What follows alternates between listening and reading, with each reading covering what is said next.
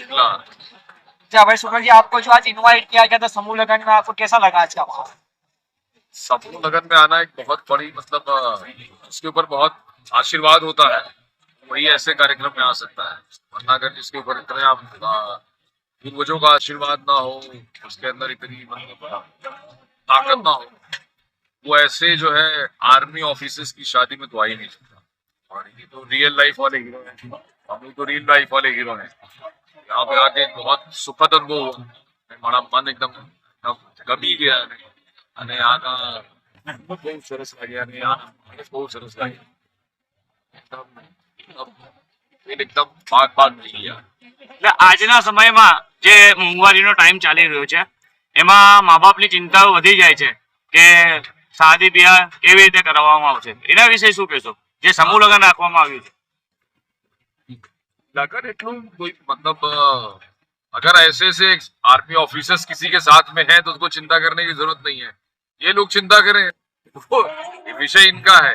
अगर आपके पास अगर इतने संसाधन नहीं है, अगर तो ये संसाधन देखो, भगवान जब किसी को उतारता है तो उसके लिए कुछ ना कुछ व्यवस्था कर देता है। अगर आप देखें तो कोई ना कोई, अगर ये अदरवाइज मत भी है इसको, अगर कोई जानवर भी होता है तो भगवान उसकी भी चिंता करके भेजता है। हम तो इंसान है और आपके लिए तो इतने इतने अच्छे अच्छे आर्मी ऑफिसर रेडी और तैयार खड़े। आप देखिए आज इतने सारे समूह लगन हुए एंड सबके चेहरे पे स्माइल थी। ऐसा नहीं था किसी के चेहरे पे स्माइल ना हो एंड वो दुखी हो, एंड सब खुशी खुशी एंड इतना अच्छे से एंड इतने अच्छे से जैसे एक माला पिरोई जाती है, इस तरीके से उन्होंने पिरोया एंड अमेजिंग एंड इतना अच्छा समूह लगन मैंने शायद कहीं नहीं देखा। जी, अभी आज का जो दौर था, इन्होंने आज जो 15 समूह लगन किए गए उसमें सब समुदाय के लोगों को समूह दान बताया, सबको लेकर शादी किया गया, उसके लिए क्या बताना चाहते हो?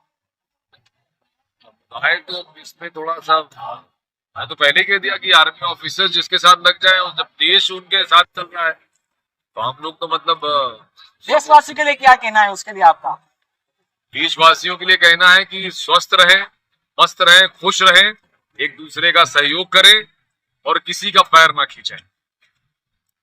इसलिए अपने आसपास कोई भी ऐसी घटना देखे उस पर नजर रखें एंड एक दूसरे की मदद करते रहे बस, और खुश रहें। सबसे ज्यादा आज प्रॉब्लम ये है कि खुश नहीं है, बस खुश रहें, मस्त रहें।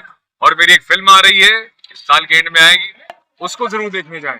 अगर किसी को खुशी ना हो तो वो फिल्म देखने जाए, आप बाहर थिएटर से निकलते हुए खुश हो जाएंगे। क्या नाम है सर आपकी फिल्म का? फिल्म का टेंटिव नेम है पधारो मारा देश, પણ ટાઇટલ ચેન્જ થઈ શકે પણ હું ના ચેન્જ હોઈ શકે। મને હોર્ડિંગ માં જોઈ માટે અને તમે જા અને ફિલ્મ જો ને મજા કરો ને ફિલ્મ બહુ સરસ છે। એમાં બી તમારો રોલ સીઆઈડી નો જ છે ના સીઆઈડી ના આમાં મારા રોલ રામ ના હોય, यहाँ राम ना प्रभु ना नाम મને આપ પ્રોડ્યુસર અને રાઇટર મને આપીશ તો આ મને બહુ ગુજરાતીમાં આનંદ તો ના मतलब આ એટલો વિશ્વાસ હોય તો એટલા માટે ગુજરાતી માટે અને ગુજરાતના માણસ માટે અને આ દેશ માટે આ નામ માણે માટે બહુ બહુ અને રિસ્પેક્ટેબલ હોય। Thank you. નિમાવત जितेंद्र, प्रमुख गुजरात माजी सैनिक संगठन। सर, आपने जो ये समूह लगन रखा है, इसका पर्पस और इसका जो अपने जो बोला जाता है कि एक धर्म का और कर्म का काम, ये प्रेरणा आपको कहाँ से मिली? एक्चुअली में मैं एक समूह विवाह में गया था, खोडलधाम ट्रस्ट है वहाँ का एक समूह विवाह था।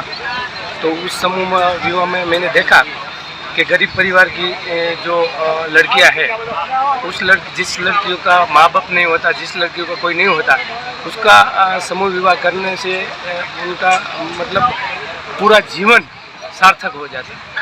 तो हमने भी सोचा कि क्यों ना हमारा समाज जो है सैनिक परिवार समाज है, उस सैनिक परिवार में समाज की दीकरियाँ जो शहीद हो जाते हैं, उनका कोई बाप नहीं होता, किसी की माँ नहीं होती है, उन दीकरियों का समूह विवाह क्यों नहीं किया जाए।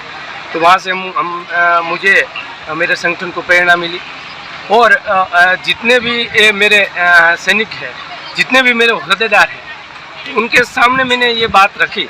और ये जो ये पगड़ी पहन के जो बैठे हैं ना, वो मेरे से बढ़कर, और ये जो सामने मेरे सैनिक परिवार है, मेरी महिला सदस्य है, होद्देदार है, उन सभी ने ये मेरा बोल है ना वो जेल लिया और इतना शानदार पिछले साल हमने 35 दीकरियों का समूह विवाह किया और इस साल राजकोट में अभी 16 जनवरी को 5 दीकरियों का किया और आज हम 15 तृतीय समूह विवाह में 15 दीकरियों का समूह विवाह करने जा रहे हैं। तो भगवान को हम ये आशीर्वाद मांगते हैं और इन सब से ये आशीर्वाद मांगते हैं कि ये निरंतर हमारा ये कार्य चालू रहे, इन सबका आशीर्वाद हमारा संगठन के ऊपर रहे और हमारा संगठन, हमारा जो सैनिक परिवार है उनके ऊपर कोई आँच न आए, उनका सभी दुख दर्द है वो भगवान के कृपा से कोई दुख दर्द न रहे, ऐसे हम प्रार्थना करते हैं।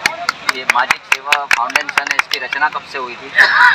एक्चुअली में माझी सेवा फाउंडेशन की रचना 2015 में हुई है। कुछ ऐसे प्रश्न थे जो मेरी निजी प्रश्न थे, उनका हल करना अति आवश्यक था और वो प्रश्न जो हल करते हुए मैंने देखा कि जो मेरी परेशानियां हैं वो मेरे पूरे परिवार के जितने भी मेरे माजी सैनिक हैं, जितने भी मेरी वीर नारी बहनें हैं, उनकी समस्या ये सब है।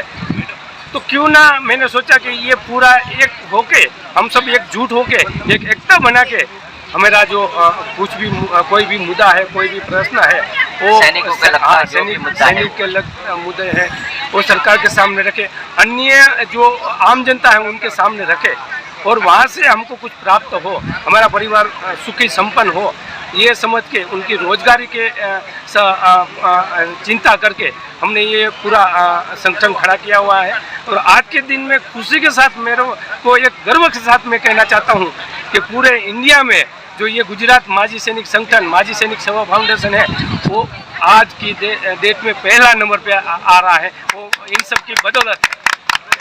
और ये अपना कौन सा समूह लगन है अभी ये हमारा तृतीय कौन सा है? ये हमारा तृतीय समूह लग्न है।